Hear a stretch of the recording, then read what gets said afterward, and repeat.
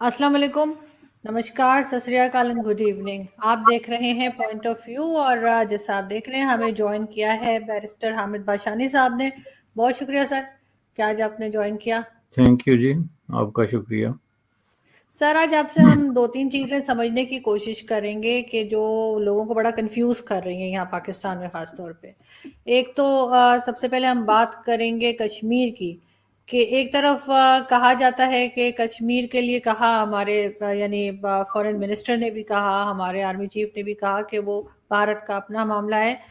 وہ جس طرح چاہے ڈیل کرے اور ہم اس میں نہیں بولیں گے۔ 2 دن کے بعد پھر یہ وہی بات کرتے ہیں کہ وہ 370 واپس لے آئے۔ تو یہ کنفیوژن کیوں ہے؟ دوسرا، آج بڑا یہاں پہ شور مچا ہوا تھا ٹی وی چینلز پہ، برہان وانی کو دکھایا جا رہا تھا اور یہ بتایا جا رہا تھا کہ فریڈم فائٹر تھا، اور اس کو جس طرح سے اس کی ڈیتھ ہوئی ہے کشمیر میں 4 یا 5 سال پہلے، تو اس کے اوپر بہت بات ہو رہی تھی۔ اور اس کو آپ کس طرح دیکھتے ہیں کہ وہ فریڈم فائٹر تھا یا وہ کہنا چاہیے ٹیررسٹ تھا؟ یہ چیز بھی کئی لوگ سمجھ نہیں پا رہے کہ کسی کے لیے وہ ٹیررسٹ ہے اور کسی اور کے لیے وہ فریڈم فائٹر کیسے ہے۔ اس کے علاوہ سر ہم بات کریں گے بلوچستان کی۔ پرائم منسٹر عمران خان نے کہا ہے کہ جی میں بلوچستان کے لوگوں سے بات کرنا چاہتا ہوں۔ اب جب ان کو تقریباً 2 سال رہ گئے ہیں الیکشنز میں، تو اب ان کو جو ہے وہ بلوچستان والے کیوں یاد آ رہے ہیں؟ اور ساتھ ہی جو ایک انہوں نے جاسوس پکڑا تھا انڈیا کا، جو بتا کے ہم لوگ ہر ڈیبیٹ میں تھک گئے انڈین، تو اس کے لیے بھی جیسے ہم نے پہلے بھی بات کی تھی کہ انہوں نے اس کو اپیل کر سکتا ہے وہ اپنی سزا کے خلاف۔ تو کیا لگ رہا ہے آپ کو، کیا یہ واپس ہینڈ اوور کر دیں گے جیسے انہوں نے پائلٹ کیا تھا؟ اور اس سے کیا ہوگا؟ کیا ٹرمز بہتر ہوں گے یا یہ کہ انہی کی کوئی غلطی ہے جس کو یہ بعد میں مان جائیں گے؟ جی سر۔ بڑے کمپلیکیٹڈ قسم کے سیناریو اور سوال ہیں آپ کے۔ جو پہلا ہے جو کہ یہ جو بھارت کے حوالے سے کشمیر کی جو پالیسی پہ یہ جو ڈیفرنٹ آپ نے کہا کہ ان کا کنفیوژن ہے، سوال آپ کا یہ ہے کہ جو یہ بار بار اپنا سٹینڈ چینج کرتے ہیں، کیا یہ کنفیوژن ہے یا کیا چیز ہے؟ تو یہ دیکھیں، بات یہ ہے کہ یہ خود اٹ سیلف جو ہے نا، کیا کہتے ہیں کہ یہ اپنے لیے خود بول رہا ہے، اسپیکس فار اٹ سیلف۔ ہم اگر زیادہ پیچھے نہ جائیں تو گزشتہ 6 مہینے سے بھی آپ اگر ان کی ساری جو سٹیٹمنٹس ہیں جو مختلف اوقات میں مختلف سچویشنز میں انہوں نے بیانات دیے ہیں، پھر واپس لیے ہیں یا اس کے برعکس بیان دیا ہے، اس سارا کا اگر آپ ایک بنائیں نا، ایک کیٹاگریکلی ایک لاگ بنائیں، تو آپ کو کلیئر ہو جائے گا کہ گزشتہ 3 مہینے میں تو 30 دفعہ پالیسی تو نہیں بدلتی، بلکہ یہ کیا ہے کہ جو لیڈر بھی جہاں بیٹھا ہوا ہے وہ اپنے آپ کو پالیسی سمجھتا ہے، یا پھر اس کے پیچھے سے جو اس کو حکم آتا ہے کہ آج آپ نے یہ بات اس طریقے سے کرنی ہے، وہ اس طریقے سے کر رہا ہے۔ بنیادی طور پہ چونکہ پالیسیز جس کو ہم کہتے ہیں نا، یہ ایک بڑی ڈیپ تھنکنگ کے بعد ایک آپ طے کرتے ہیں، ایک حکمت عملی جس کو اردو میں کہتے ہیں، ایک طریقہ کار کہ ہم نے کسی ایک اسپیسیفک ایشو پہ کیا سٹینڈ لینا ہے، اور اس پہ ہمارا کس چیز پہ جا کے تو کس طریقے سے ہم بیک آؤٹ کر سکتے ہیں یا آگے بڑھ سکتے ہیں وغیرہ وغیرہ، جس میں ایک پورا ایک ڈیٹیل قسم کا نقشہ ہوتا ہے، روڈ میپ جب جس کو کہتے ہیں، تو اس کے مطابق پالیسی بنتی ہے۔ یہ تو جو لیڈرشپ ہے نا، اس نے تو اپنا جو کنفیوژن ہے، نمبر 1 کنفیوژن ہے اور بہت بڑا ہے، نمبر 2 تضادات، کنٹراڈکشنز، ان کی جو سٹیٹمنٹس اور ڈیفرنٹ ٹائمز میں ڈیفرنٹ قسم کے ان کے جو سٹینڈز ہیں ان چیزوں پہ، اور تیسرا جو ہے یہ ڈبل سپیک۔ اس حوالے سے تو ان پہ کوئی بات کرنا ہی اب اس لیے فضول ہے کہ اب انہوں نے ٹائم اینڈ اگین یہ پروو کر دیا کہ یہ تین چیزیں جو ہیں ان میں بہت کثرت سے، جس کو اب کہتے ہیں نا بادرجائے اتم، ان کے اندر جو ہے وہ موجود ہیں۔ لیکن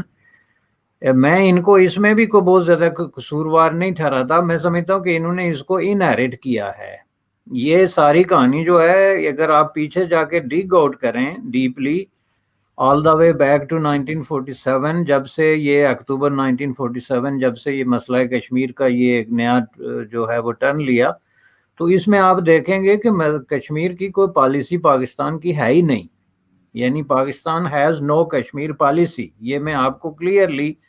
बता सकता हूँ, और इस पे आपको हज़ारों जो है वो डॉक्यूमेंट्स और आर्गुमेंट्स जो हैं वो मिल सकते हैं। चूँकि आप मुझे बता दें कि कभी भी किसी हुकूमत के 2 बड़े ओहदेदारों ने या किसी भी जो सेंटर्स ऑफ पावर्स हैं पाकिस्तान में, और पाकिस्तान में सेंटर्स ऑफ पावर्स एक ही सेंटर ऑफ पावर है बुनियादी तौर पे जो एस्टेब्लिशमेंट का है, लेकिन जब वक्ती तौर पे या टेम्परेरीली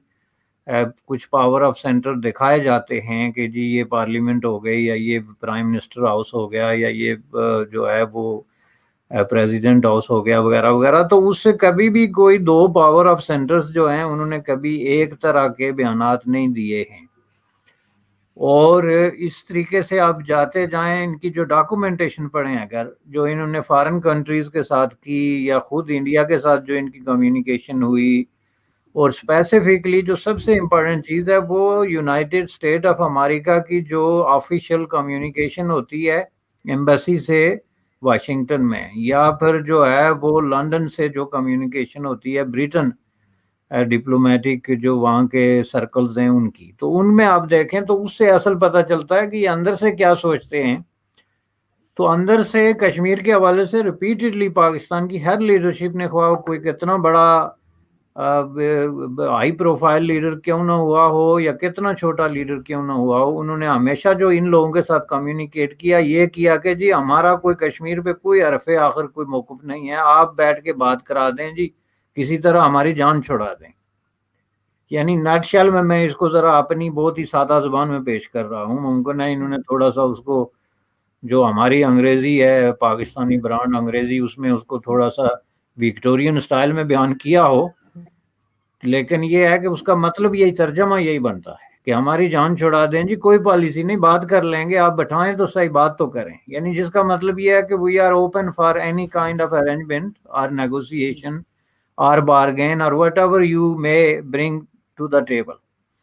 ये रिपीटेडली हुआ, और आप हर लीडर के इस तरह की चीज़ें जो हैं वो एम्बेसी की जो डॉक्यूमेंटेशन डी क्लासीफाई होते हैं, मैं बड़ी गहरी नज़र रखता हूँ हर डॉक्यूमेंट पे जो डी क्लासीफाई होता है, और स्पेसिफिकली जो कश्मीर के हवाले से। हालांकि कुछ अरसे से यूनाइटेड स्टेट ऑफ अमेरिका ने भी पॉलिसी चेंज की है और उसमें वो बाज़ डॉक्यूमेंट डी क्लासीफाई नहीं करते हैं अब,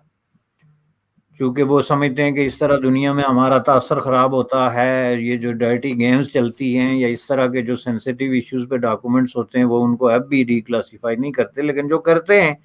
वो यही साबित करते हैं। इसमें आप कोई बड़े-बड़े नाम ले लें,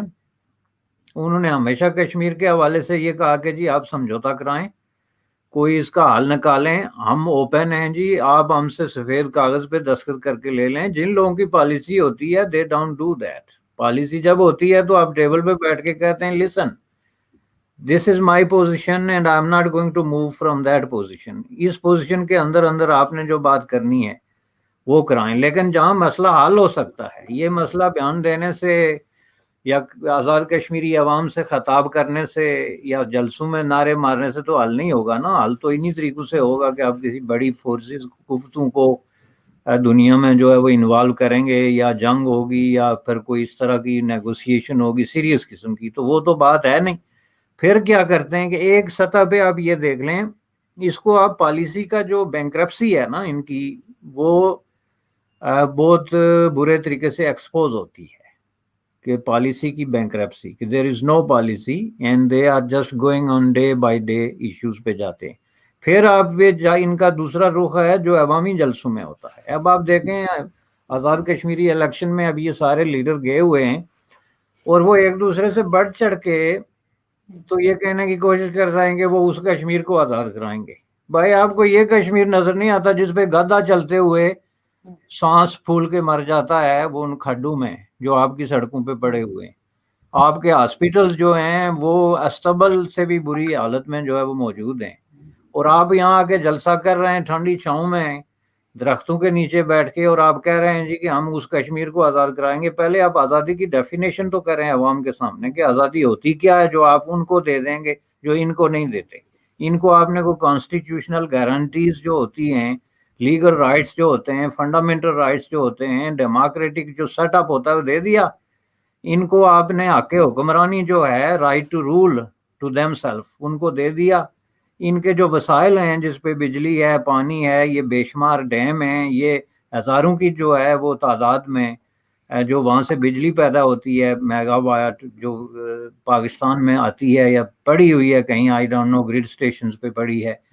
اس کا معاوضہ دے دیا جو خربوں ٹریلینز ڈالر بنتا ہے۔ تو آپ کس منہ سے کہتے ہیں کہ جی آپ ان کو آزاد کرائیں گے؟ خواہ مخواہ جا کے آپ ان کی جناب دھوم پہ پاؤں رکھ رہے ہیں، نہ لینا نہ دینا۔ جو اتنا سا ٹکڑا 4,000 مربع میل ہے کشمیر، میں آپ کو بتا دوں 84,000 مربع میل ہے، 84 اسکوائر مائل ہے، میل کلومیٹر بھی نہیں۔ اس میں سے یہ آزاد کشمیری علاقہ صرف 4,500 مربع میل ہے۔ اس کا انہوں نے یہ حشر بنایا کہ اس کو استنبل گھوڑے باندھنے کی جگہ سے بھی بدتر بنا کے رکھ دیا۔ اس کی جو سڑکیں ٹوٹی ہیں، جو اس کے تعلیمی اداروں کا معیار گرا ہے، جو اس کے اندر کرپشن اور ناانصافی ہے، جو اس کے اندر لیگل ڈسکریمنیشن ہے کہ مثلا ابھی الیکشن ہے، وہاں پہ جو لوگ کہتے ہیں جی کچھ لوگ الیکشن میں حصہ ہی نہیں لے سکتے، اس لیے کہ وہ آئیڈیالوجیکلی ڈیفرنٹلی انکلائنڈ ہے، ڈیفرنٹلی سوچتے ہیں، ان کا پوائنٹ آف ویو ڈیفرنٹ ہے۔ جب آپ ایک ملک میں کھڑے ہو کے یہ اعلان کرتے ہیں کہ اس ملک میں الیکشن ہو رہے ہیں اور یہ غیر جانبدار اور منصفانہ ہو رہے ہیں، لیکن آدھے لوگ انتخاب میں حصہ ہی نہیں لے سکتے، یعنی اندھا بانٹے ریبڑی اور اپنے اپنے کو دے، اور باقی جو ہمارے ہیں وہ آ جائیں تو ہم الیکشن کے کھیل کھیلتے ہیں، یہ ہے ان کی حالت۔ تو یہی ہے ان کی کشمیر پالیسی، چونکہ وہاں بھی تو یہ سارے لیڈر گئے ہوئے ہیں نا، جتنے بھی ہیں پارٹیز، انکلوڈنگ آپ کی حکمران پارٹی کے جو کڑچھے چمچے ہیں وہ بھی وہاں گھوم رہے ہیں۔ تو یہ بات جو کر رہے ہیں بنیادی طور پہ یہ بینکرپسی آف کشمیر پالیسی کا ریفلیکشن ہے۔ نہ ان کے پاس کوئی روڈ میپ ہے، نہ ان کو پتہ ہے کہ چاہیے کیا۔ دو چیزیں وہ جانتے ہیں، ایک یہ کہ کشمیر کے نام پہ لوگوں کے جذبات کو ایزیلی انگیخت، ان کو اشتعال انگیزی دی جا سکتی ہے۔ دوسرا یہ ہے کہ اس بنیاد پہ لوگوں کو ایموشنل کر کے ان سے ووٹ یا پیسے لینے ہیں، جو بھی لینا ہے لیا جا سکتا ہے، کیونکہ لوگ اس پہ بڑے جذباتی ہو جاتے ہیں، جی کشمیر کا مسئلہ ہے، پتہ نہیں کیا ہونے والا ہے۔ اور تیسرا یہ ہے کہ یہ الیکشن جو ہے سٹنٹ کے طور پہ ہم یوز کر کے تو لوگوں کو اپنے اقتدار کا جو ہے وہ حل کر سکتے ہیں۔ تو یہ تو پالیسی نہ ہوئی۔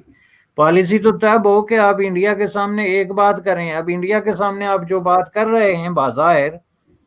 کہ جی ہم یہاں پہ جو ہے وہ کشمیر میں ریفرینڈم کرائیں گے، تو وہ آپ یہاں پہ جو ریفرینڈم کرا رہے ہیں ابھی،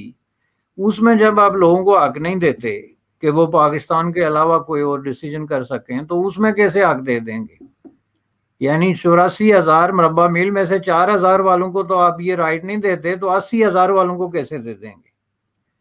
تو اس لیے یہ بات آپ نے ایسے چھیڑ دی، کوئی پالیسی والیسی نہیں ہے، یہ لوگوں کا وقت ضائع کر رہے ہیں اپنی کام کا۔ پاکستان کا ایک ایک آدمی جو ہے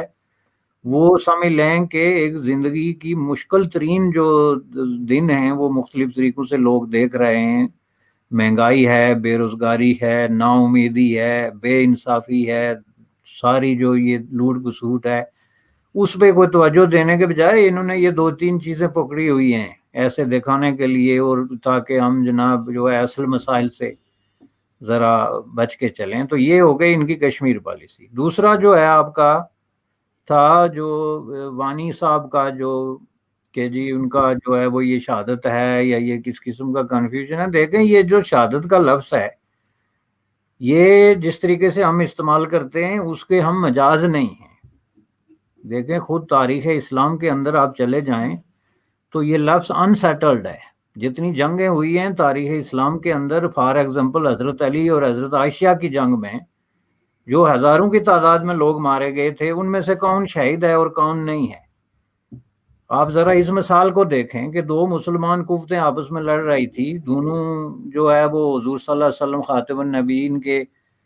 قریب رفقا میں بھی شمار ہوتے تھے، صحابہ میں بھی ہوتے تھے، فوری طور پہ اس زمانے کے لوگ تھے، لیکن انہوں نے جب بے دردی سے یہ قتل و خون ہوا ان کی اپنی قیادت میں، تو ان میں سے دونوں نے اپنے آپ کو شہید کلیم کیا۔ دونوں نے کیا نا، کسی ایک نے تو نہیں کہا کہ ہم مردار ہیں، دونوں نے کہا کہ ہم شہید ہیں۔ اب یہ کہانی وہاں سے آج تک چلی آتی ہے، انسیٹلڈ کوسچن ہے۔ آج کے دور میں کسی ملک میں ایک امریکی شہید ہوتا ہے، یا جو کہ ایک لبرل سیکولر کنٹری ہے، یا ایک چینی شاہد ہوتا ہے جو کہ ایک ایتھسٹ کنٹری ہے جو کسی مذہب پہ بلیو نہیں کرتی، تو ان کا جو بندہ شہید ہوتا ہے یا سپاہی شہید ہوتا ہے اس کو وہ شہید ہی کہتے ہیں، چونکہ وہ اپنے وطن کے لیے لڑتا ہوا مارا گیا۔ میں کون ہوتا ہوں کہ اللہ سے کوئی خط لے کے آیا ہوا ہوں جس میں لکھا ہوا ہے کہ میں جا کے طے کروں گا کہ چینی جو ہے وہ مارا گیا، جو سپاہی وہ شہید نہیں ہو سکتا چونکہ میں اس کے خلاف لڑ رہا ہوں یا میرا کوئی ہمدرد لڑ رہا ہے، تو یہ تو کوئی بات نہ ہوئی۔ اسی طرح یہ جو ہے جو قضیہ چل رہا ہے کشمیر کے اندر، اس میں جب کوئی ہندوستانی سپاہی مرتا ہے تو اس کو بھی آفیشیلی شہید کہا جاتا ہے اور مانا جاتا ہے، چونکہ ہندوستانی بھارت والے یہ سمجھتے ہیں کہ ہم اپنے وطن کی سلامتی اور بقا کی جنگ لڑ رہے ہیں، تو اس میں ہمارا جو آدمی جان دیتا ہے وہ ظاہر شہید ہے۔ تو اسی طرح یہ کشمیر کے اندر بھی، لیکن جو لوگ شہید ہوتے ہیں یا مارے جاتے ہیں یا ہلاک ہو جاتے ہیں، اس میں ہم لوگوں کو دیکھنا چاہیے کہ ان کے پیچھے ان کے مقاصد کیا تھے، اور کیا وہ واقعی ہم شہادت کا لفظ استعمال کر کے تو کہیں کسی ایسی بات تو نہیں کر رہے جو حقیقت میں درست نہیں ہے۔ اب سوال یہ ہے کہ اس طرح کے لوگ جو ملیٹنسی میں اسلامک فنڈامنٹلزم کے نام پر کشمیر کے اندر لڑائی لڑ رہے ہیں، اور ان کا لڑائی لڑنے کا مقصد یہ ہے کہ چونکہ انڈیا میں ہندو بستے ہیں اس لیے ہم اس کے خلاف لڑائی لڑ رہے ہیں، ان کا یہ نہیں ہے کہ ہم ہسٹوریکلی کوئی نیشن تھے، ہمارا کوئی جو ہے وہ ہسٹری کی جو ہے روشنی میں کوئی عظیم ماضی تھا، کوئی روایات تھی، کوئی تاریخ تھی، تو اس کی ریوائول کی ہم جنگ لڑ رہے ہیں، اور ہم سیکولرزم کی جنگ لڑ رہے ہیں، تو چلے مارے جائیں تو پھر دونوں پھنس جائیں کہ بھائی انڈینز بھی تو یہی کہہ رہے ہیں تو یہ بھی کہہ رہے ہیں، تو اس میں سے شہید کون ہے؟ یہ تو کلیئرلی آپ گھوڑے پہ بیٹھ کے اپنے آپ کو دیکھ رہے ہیں ایز اے عظیم سپا سالار کے، جس نے جو ہے وہ کافروں کی فوج پہ تیر تانا ہوا ہے، تو اس میں جب آپ مارے جائیں گے تو آپ اس پہ انسسٹ نہیں کر سکتے کہ آپ شہید ہیں، چونکہ یہ ایک سیکٹیرین فرقہ وارانہ جنگ ہے جس میں ہر آدمی جو ہے جس کو مرضی گھوڑے پہ چڑھ جائے، لیکن وہ یہ کلیم نہیں کر سکتا کہ میں شہید ہوں، اور جو اپنے وطن کی ڈیفنس کرتے ہوئے مارا گیا وہ جو ہے وہ مردار ہے یا وہ ہلاک ہے یا یہ چیزیں ہیں۔ تو ان میں اس لیے نہیں پڑھتا کہ دیکھیں ریلیجیسلی موٹیویٹڈ ٹرم ہے شہادت، بنیادی طور پہ ریلیجیسلی موٹیویٹیو ہے، لیکن اب یہ پولیٹیکل ہو گئی ہے، اور جیسا کہ میں نے کہا کہ یہ اب جس سائڈ پہ بھی آپ کھڑے ہیں آپ کا بندہ شہید ہے، کوئی بھی جو دو لڑائیاں ہوتی ہیں اس میں جس سائڈ بھی کھڑے ہیں آپ کا بندہ شہید ہے، چونکہ آپ کسی لڑائی کو جسٹیفائی سمجھتے ہیں تو لڑتے ہیں نا، جسٹیفائی نہیں سمجھیں گے تو آپ لڑیں گے کیوں؟ بالکل سمپل فارمولا ہے۔ لیکن جب آپ ہیومینٹی کے نقطہ نظر سے دیکھتے ہیں تو میں سمجھتا ہوں کہ کشمیر کے اندر اس طرح کے ملیٹنٹ جو مذہب کے نام پہ ہتھیار اٹھاتے ہیں، نفرت کے نام پہ ہتھیار اٹھاتے ہیں، ہندو مسلمان کے درمیان تفرقہ پیدا کر کے ہتھیار اٹھاتے ہیں، وہ شہید نہیں ہو سکتے، نہ ان کو شہید کہنا چاہیے، بلکہ میں یہ سمجھتا ہوں کہ وہ کروڑوں لاکھوں مسلمان جو ہیں وہ بر صغیر کے ان کے دن خراب کرتے ہیں، ان کا مستقبل خراب کر رہے ہیں، اور اس ملک کے اندر اس طرح کی ایک فرقہ وارانہ فضا پیدا کر رہے ہیں جو کسی طریقے سے بھی کوئی جو ہے وہ ثواب کا کام نہیں ہے یا اللہ کی راہ کا کام نہیں ہے۔ اس میں آپ بہت سارے علماء، خود مولانا مفتی جتنے ہیں ان کے، ایون مولانا مودودی صاحب کو پڑھ کے دیکھ لیں، بہت سارے اس طرح کے علماء نے پہلے فتوے دے چکے ہیں کہ کشمیر میں یہ جو کچھ ہو رہا ہے یہ جہاد نہیں ہے، یہ مولانا مودودی کے بھی الفاظ تھے، اور جب جہاد نہیں ہے تو پھر آپ مارے جائیں تو شہید نہیں ہوتے، صحیح ٹھیک ہے نا، کیونکہ اگر آپ جہاد میں مارے جائیں تو شہید ہوتے ہیں۔ اس سے زیادہ اگر آپ کو تفصیل چاہیے تو کسی کلیرک سے ہی پوچھیں، میں تو نہیں، لیکن آپ نہیں، میں سمجھ گئی، کیونکہ اگر آپ کسی کو صرف نقصان پہنچانے کے لیے ایسا کر رہے ہیں تو پھر اس کے ساتھ شہید کا لفظ استعمال نہیں ہوگا۔ ایگزیکٹلی۔ سر ہم بڑھتے ہیں بلوچستان کی طرف، اور اس سے پہلے بھارت کی اگر ہم بات کریں تو وہاں پر انہوں نے بہت بار کہا ہے، پاکستان گورنمنٹ نے، کہ وہاں پہ مسلسل ان کا کہنا ہے کہ بھارت کی طرف سے لوگ بھیجے جاتے ہیں، بھارت کی طرف سے وہاں پہ گڑبڑ مچائی جاتی ہے، اور وہاں پہ خیر انہوں نے ایک جاسوس بھی ان کا پکڑا ہے، لیکن ساتھ ساتھ بلوچستان کے لوگ پاکستان کی گورنمنٹ سے ناراض ہیں، اور اب کہیں 3 سال کی گورنمنٹ چلانے کے بعد عمران خان صاحب نے کہا ہے، جو پرائم منسٹر ہیں، کہ وہ بات کرنا چاہتے ہیں وہاں کے لوگوں سے۔ وہاں پہ آپ جانتے ہیں کہ مسنگ پرسنس کا بھی ایشو ہے، اور ابھی ایک نیا، مجھے کسی نے، بلکہ شاید کل ہی ایک ڈیبیٹ میں ایک بریگیڈیئر صاحب آئے تھے پاکستان سے، اور وہ کہنے لگے کہ میں نے کہا وہ مسنگ پرسنس کا سر کیا ہے، تو کہتے ہیں کہ وہ انڈیا والے اٹھا کے لے جاتے ہیں، اور اس لیے وہ مسنگ پرسنس جو ہے یہ ہے۔ تو میں نے کہا پتہ نہیں، میں نے ایک فلم دیکھی تھی امیتابھ بچن کی، مسٹر نٹور لال اس میں وہ امجد خان جو تھے وہ ڈاکو اٹھا کے لے جاتے تھے. تو میں نے کہا یہ کیسے, مطلب میں بالکل ان کی بات میری سمجھ میں نہیں آئی کہ بھارت بلوچستان سے لوگوں کو اٹھا کے کیوں لے جائے گا. تو آپ کو کیا لگتا ہے کہ مسنگ پرسنس والا ایشو, اور آپ عمران خان صاحب جیسے بات کرنے جا رہے ہیں, تو ان کی اب آپ کو لگتا ہے ٹھیک اسٹیپ لے رہے ہیں یہ بات کرنے کا؟ دیکھیں جی, یہ بڑا کمپلیکیٹڈ ایشو ہے. مختصر اتنی بات ہے کہ یہ جو کہتے ہیں بھارت کی وجہ سے ہے, وہ تاریخ سے نابلد ہیں, یعنی تاریخ نہیں جانتے, یا تاریخ کو سر کے بل کھڑا کرنے کی کوشش کر رہے ہیں, الٹی کھڑا کرنا جس کو کہتے ہیں. بلوچستان کا مسئلہ بھارت سے پہلے سے چلا آ رہا ہے. بلوچستان کے اندر جو ہے وہ پری پارٹیشن یہ ریاست کا لات اور وہاں کا جو نیشنلزم ہے, قوم پرستی ہے, آئیڈینٹی کی پالیٹکس ہے, یہ انگریزوں کے زمانے سے چل رہی آ رہی ہے. ظاہر ہے اس پہ ہم اگر بحث کریں تو بڑے لمبے ہمارے پاس دلائل ہیں, لیکن ایک سائیڈ بات ہم کر رہے ہیں کہ اس کی ایک بہت بڑی ہسٹری ہے. جب بھارت اور پاکستان کے بٹوارے سے پہلے بھی یہ تھا. اس کے بعد جب پارٹیشن کے بعد جو بلوچستان کا ایشو کھڑا ہوا, اس میں بھارت کا جو ہے وہ تو بھارت کے ساتھ بلوچستان نے خود آفر کی کہ ہم شامل ہونا چاہتے ہیں, جو کہ انہوں نے اس کو پازیٹیولی اکوموڈیٹ نہیں کیا بیکاز آف دا ڈسٹینس اور درمیان میں جو راستے کی عدم موجودگی کی وجہ سے. اس کے بعد جو ریاست کا لات کا پاکستان کے ساتھ پہلا 1948 میں, جس کو یہ ہلاک کہتے ہیں یا مرجر کہہ لیں یا جو بھی ریاست اس میں ضم ہوئی, اس کے آپ سارے ڈاکومنٹ اٹھا کے دیکھیں کہ اسمبلی میں کیا ڈسکشن ہوئی, اور وہاں کی بلوچستان اسمبلی نے کیا یہ ریکٹیفائی کیا تھا کہ ہم جو ہے وہ پاکستان کا حصہ بننا چاہتے ہیں. یہ تو ابھی اس پہ ڈیبیٹ ہو رہا تھا. بلوچوں نے جو ہے وہ قائد اعظم سے بات کر کے, ان کی لیڈرشپ سے بات کر کے, تو یہ کہا کہ ہم اپنی پارلیمنٹس میں, اور بلوچستان کی جب ہم بات کرتے ہیں تو ایک ریاست نہیں بلکہ اس میں بہت ساری چھوٹی چھوٹی ریاستیں تھیں, تو انہوں نے کہا کہ ہم سارے مل کے یہ طے کرتے ہیں اور آپ کو بتاتے ہیں کہ ہمارا کیا ڈیسیجن ہے. وہ ابھی طے کرنے کے پروسیس میں, یعنی ڈیبیٹ شروع ہی ہوا تھا کہ ادھر سے فوجیں جو ہیں وہ ان ہو گئی, اور انہوں نے زبردستی جو ہے وہاں پہ وہ سارا چیزیں جو ہیں ان کو کنٹرول کر کے اپنی مرضی سے اس کو مولڈ کر کے پاکستان میں شامل کر لیا. اس میں بھارت کا ظاہر ہے اس وقت تک رول تو آبویسلی نہیں ہے, اور تب سے بلوچوں کے اندر ایک جو ہے وہ اپنی آزادی کے حوالے سے یا کہ خود ارادیت کے حوالے سے کہہ لیں یا اپنی آئیڈینٹی کے حوالے سے ایک لڑائی جاری ہے, جس کی لمبی ہسٹری ہے, جس میں بہت سارے بلوچ پہاڑوں پہ مارے گئے, بہت سارے بلوچ وہاں ریفیوج میں زندگی گزارتے رہے, ان کی جدوجہد ہوتی رہی اپ ٹو آل دا وے, یہ جتنے آ کے تو اکبر بگٹی تک. اس میں سے جو کوئی بھی ہوا وہ تصادم تھا پاکستان کے اندر جو سیکیورٹی فورسز یا ملیٹری آپریشن ورسز پیپل جو کہ فائٹ کر رہے تھے on behalf of the people of Balochistan. تو اس میں بھارت کا تو کوئی رول کبھی انہوں نے ذکر نہیں کیا اپ ٹو انٹل یہ ریسنٹ جو ہے 8-10 سال پہلے. اس سے پہلے کبھی آپ سارے ڈاکومنٹ ہوتا کہ دیکھ لیں بلوچستان کی تحریک میں, جو بھٹو صاحب کے زمانے میں یا ضیاء الحق کے زمانے میں یا اس سے پہلے ایوب خان کے زمانے میں, ہر دور میں یہ تحریک رہی ہے کسی نہ کسی شکل میں, لیکن کبھی کسی نے یہ نہیں کہا کہ اس میں انڈیا کا بھی کوئی ہاتھ ہے. یہ ایک ریسنٹ چیز ہے, یہ تب سے شروع ہوئی جب انڈیا پاکستان کے درمیان یہ پراکسی وارز کی ایک نئی شکل جو ہے وہ بن گئی افغانستان کے اندر,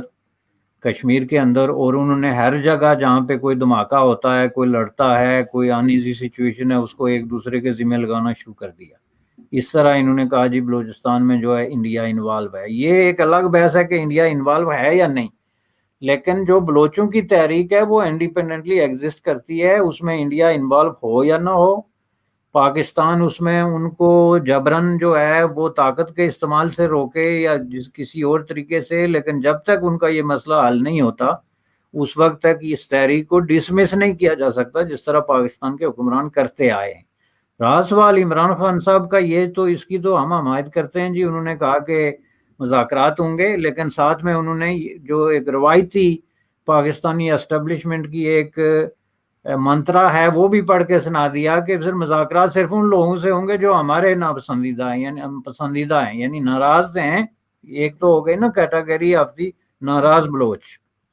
اب ان ناراض بلوچوں میں سے پک اور چوز ہوں گے, یعنی ان میں سے جو اچھے ناراض ہیں ان سے ہم مذاکرات کریں گے, جو برے ناراض ہیں ان سے ہماری بات نہیں ہوگی. تو یہ ویسٹ آف ٹائم ہے. آپ دیکھیں یہ پیپلز پارٹی کے زمانے میں وہ جو ڈائلاگ کی بات ہوئی تھی، جنرل مشرف کے زمانے میں بھی، آل دو کہ اکبر بگٹی کے انسیڈنٹ کے باوجود، اس کے بعد کے حالات میں نواز شریف کے زمانے میں بھی بہت حد تک یہ بات ہوئی تھی. یہ کبھی بھی اسٹیبلشمنٹ مخلصی سے اگر بلوچ مسئلے کو حل کرنا چاہے تو 10 دن کے اندر اندر یہ مسئلہ حل ہو سکتا ہے. چونکہ بلوچ لوگ جو ہیں وہ کوئی اپنا جو ہے وہ چاند نہیں مانگ رہے ہیں، وہ سمپل چیز مانگ رہے ہیں کہ اس دھرتی کے وسائل کے مالک ہم ہیں، جس پہ کسی کو شک نہیں ہونا چاہیے. وہ آپ مانے نہ مانے، لیکن بلوچستان کی دھرتی پہ جو وسائل ہیں اس کے مالک ظاہر بلوچ ہیں. تو آپ اس طریقے سے کوئی فارمولا لے کے ان کو حق ملکیت اور حق حکمرانی، اگر اس بنیاد پہ کوئی مذاکرات کریں گے، کوئی حل نکالیں گے تو نکل آئے گا. لیکن آپ اس کو جسٹ ایک گیم کر رہے ہیں، اور گیم اس طریقے سے کر رہے ہیں جیسے آپ طالبان سے مذاکرات کر رہے تھے کہ طالبان جی بہت سارے ہیں لیکن ان میں سے اچھے ہیں اور کچھ برے ہیں، اور اچھوں سے ہم مذاکرات کر رہے ہیں اور بروں کو ہم مار رہے ہیں. وہ آپ نے اس کا حشر دیکھ لیا تھا کہ اس کا جو فال آؤٹ ہوا تھا. تو یہی چیز ہے، ہم مذاکرات کی انکنڈیشنل حمایت کرتے ہیں، از اے ویری گڈ. لیکن یہ پک اینڈ چوز کی بنیاد پہ اپنی مرضی کے ناراض بلوچوں سے اگر مذاکرات ہوں گے تو پھر یہ مسئلہ حل نہیں ہوگا. اس کو ایک جو ہے وہ انکنڈیشنلی اوپنلی جتنے لوگ وہاں پہ لڑ رہے ہیں، پہاڑوں پہ چڑھے ہوئے ہیں، ہتھیار اٹھائے ہوئے ہیں یا باہر بیٹھے ہوئے ہیں، ان کے ساتھ بیٹھ کر جب تک بات نہیں ہوگی یہ مسئلہ حل نہیں ہوگا. یہ چیزیں اسی طرح جاری رہیں گی. لیکن سر یہ مسنگ پرسنز کا دوسرے پہ ڈال کے بیٹھ تو نہیں سکتے. اور دوسرا جو انہوں نے کلبھوشن جادو کی بات کی ہے اور اس کو کہا جا رہا ہے کہ یہ اپیل کر سکتا ہے، تو obviously اگر اپیل کرے گا تو شاید بہت ممکن ہے نکل بھی جائے واپس. تو اس سے ان کے اوپر یہ بات ثابت نہیں ہو جائے گی کہ انہوں نے غلط پکڑا تھا اگر اس کو جانے دیتے ہیں یہ؟ تو ایک طرح سے ان کی ایگو ہرٹ نہیں ہوگی؟ دیکھیں یہ پہلے سے تو ایگو تو ان کی ہرٹ ہو رہی ہے، چونکہ یہ کیس انہوں نے بنیادی طور پہ ہی مس ہینڈل کیا ہے. میں باہر آ کہہ چکا ہوں کہ آپ کسی بھی شخص کو جو اسٹیٹ اریسٹ کرتی ہے تو ہر سچویشن میں اس آدمی کے رائٹس ہوتے ہیں. ایک پریزنر آف وار ہے، ایک جاسوس ہے، ایک ٹیررسٹ ہے، ایک پولیٹیکل ورکر ہے، ایک ہیومن رائٹس ایکٹیوسٹ ہے. جس کسی کو بھی آپ کسی اسپیسیفک سچویشن میں اریسٹ کرتے ہیں تو اگر آپ اس کے رائٹ وائلیٹ کر دیتے ہیں تو قانونی طور پہ آپ کا کیس ختم ہو جاتا ہے. پھر اس نے وہ کام کیا بھی ہے تو آپ اس کو سزا دینے کے مجاز نہیں. میں آپ کو اس کی مثال دیتا ہوں، اور اس پہ 100,000 سے زیادہ دنیا بھر کے باعزت کورٹس، آنریبل کورٹس جو ہیں ان میں ڈیسیجن آ چکے ہیں. اس کی میں آپ کو ایک مثال دیتا ہوں کہ مثلا پولیس جو ہے یہاں پہ، میں جس ملک میں بیٹھا ہوں یا پوری دنیا، یہ جو مہذب اور کامیاب ملک ہیں، اب میں ان کو مغرب نہیں کہتا کیونکہ مغرب سے لوگوں کو بہت زیادہ جو ہے نا وہ ان کو دکھ ہوتا ہے، پتہ نہیں مغرب نے ان کا کیا بگاڑا ہوا ہے. لیکن جو کامیاب اور مہذب اور ترقی یافتہ ملک ہیں ان کے تقریباً ہر ملک میں کورٹس میں ہسٹوریکلی یہ ہو چکا ہے کہ مثلا آپ کسی شخص کے گھر کی تلاشی لیتے ہیں وداؤٹ اے وارنٹ، جیسے ہمارے ہاں پولیس کرتی ہے، گھر میں گھس گئی، تو آپ اگر گھس کے تلاشی لیتے ہیں وہاں سے آپ کو ایویڈنس ملتی ہے اس کے خلاف. مثلا آپ کو اس کے خلاف ڈرگ کی ایک بوری مل گئی تو وہ جو مہذب کورٹ ہیں وہ اس کو ایز اے ایویڈنس تسلیم نہیں کرتے. وہ کہتے ہیں یہ بوری اٹھاؤ اور نکلو عدالت سے. کیوں؟ کہ آپ نے جو اس کے گھر پہ چھاپا مارا جب وہ اللیگل تھا، تو اللیگل چھاپے کی شک بات اگر آپ کوئی لیگل چیز بھی لے کے آئیں تو وہ ہم نہیں مانتے، کیونکہ اللیگل مینز سے آپ لیگل ایویڈنس نہیں جمع کر سکتے. اب یہ دیکھیں کتنا چھوٹا سا اصول ہے، پاکستان انڈیا کے کورٹس میں بھی یہ ایکسیپٹیبل ہے. اس کو بنیاد بنا کے تو آپ دیکھیں، آپ کسی جاسوس کو پکڑتے ہیں لیکن آپ اس کے جتنے رائٹس ہیں وہ وائلیٹ کرتے ہیں ڈیورنگ دا پروسیڈنگ، تو آپ کی حیثیت ختم ہو جاتی ہے. اس نے کچھ کیا، درست کیا، جاسوسی کی نہیں کی، گناہ گار ہے یا نہیں ہے، یہ ایک الگ بحث ہے. لیکن اسٹیٹ یہ نہیں کر سکتی. جو کچھ انہوں نے اس کے ساتھ کیا، جس کے نتیجے میں وہ جا کے انٹرنیشنل کورٹ آف جسٹس میں ہار گئے، جن کی جو ان کو بہت بڑی سبکی ہوئی. کورٹ نے ان کو کہا کہ آپ اس کے رائٹ جو ہیں وہ ریسٹور کریں، جس میں رائٹ ٹو کانسل ہے.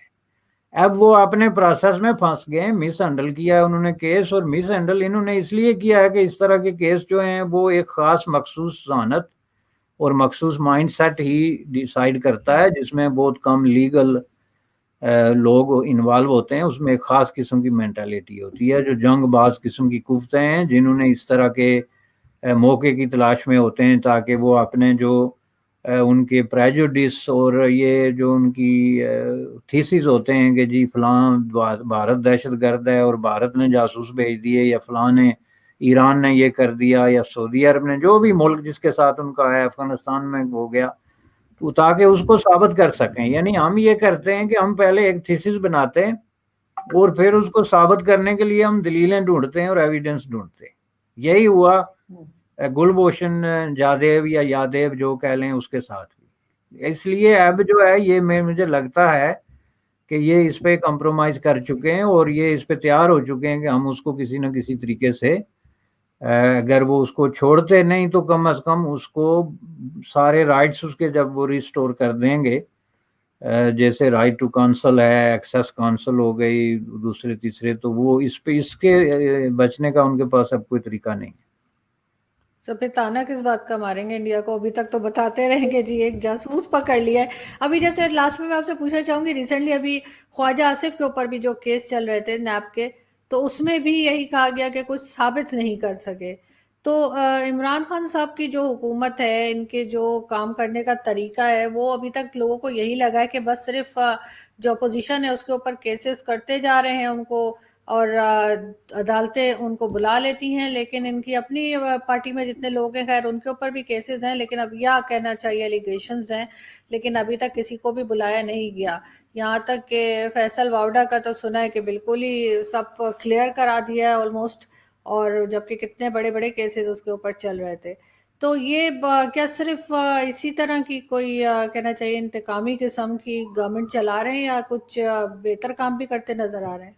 دیکھیں یہ جو انہوں نے اتنا زیادہ جو ہے نا ریاست مدینہ کا ڈنڈورا پیٹ رہے ہیں اور بار بار یہ کہتے ہیں کہ قانون سب کے لیے برابر ہوتا ہے.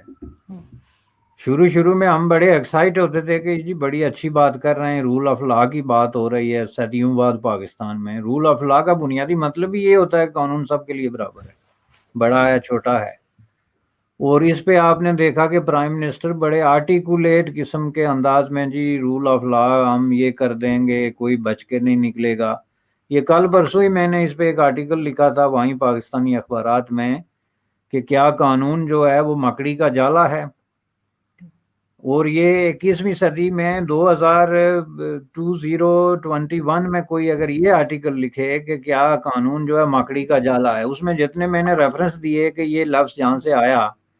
یہ کوئی 1300 قبل مسیح میں یہ لفظ ایجاد ہوا. ایک پرنس تھا جس نے یہ کہا تھا کہ قانون مکڑی کا جالا ہے، جس میں سے جو ہے وہ بڑی بڑی مکھیاں جو ہیں وہ نکل جاتی ہیں اور چھوٹی پھنس جاتی ہیں. اس کے بعد یہ 14ویں 15ویں 16ویں 18ویں صدی میں آخری وقت ایک فرانسیسی ناولسٹ تھا جس نے یہ لفظ استعمال کیا. اس کے بعد دنیا میں یہاں بچوں کو قانون مکڑی کا جالا کوئی بات کریں ہائی سکولرز کو یا ایون کالج کے اسٹوڈنٹس کو، ان کو سمجھ میں نہیں آتی کس ریفرنس میں آپ بات کر رہے ہیں. یہ 2021 ہے اور اس میں اگر آپ اس طریقے سے لوگوں کو ٹریٹ کر رہے ہیں کہ آپ نے سامنے ایک آدمی کو ایلیگیشن لگایا ہوا ہے، اریسٹ کیا ہوا ہے 1 سال سے، جو کہ ہائی پروفائل پولیٹیکل پرسنالٹی بھی ہے، تو آپ اس کو نہ عدالت میں پیش کر رہے ہیں نہ چھوڑ رہے ہیں، اور آپ کہتے ہیں آپ ریاست مدینہ بنائیں گے اور رول آف لا ہے اور قانون سب کے لیے برابر ہے. تو اس سے بڑی مذاق جو ہے وہ اس کائنات میں کو سن ہی نہیں سکتے آپ. وہ جو بڑے بڑے جوکر تھے نا رنگیلے بادشاہ، وہ بھی ان کے سامنے ابھی پیدا ہی نہیں ہوئے. یہ آپ لوگوں کو ایک خاص قسم کی مخلوق سے واسطہ پڑ گیا ہے، یہ میں آپ کو بتا دوں، کوئی حساب بالکل. تک نہیں جا سکتا. اور لوگ بھگت رہے ہیں ان کو، اور ان کو بار بار، تو ان کے ایڈوائزرز پتہ نہیں کون ہیں، ان کے کوئی نہ کوئی ایڈوائزر ضرور ہوں گے، اور ان کو غلط ایڈوائز دیے چلے جا رہے ہیں اور یہ اسی کو فالو کرتے جا رہے ہیں. یہ چیز بھی آگے جا کے شاید نیکسٹ الیکشن میں ان کے لیے کوئی پرابلم بن جائے. تھینک یو سو مچ سر کہ آپ نے جوائن کیا آج. آپ سے ملاقات ہوگی نیکسٹ ویک. اپنا بہت خیال رکھیے گا. Thank you so much. Thank you ji, خدا حافظ.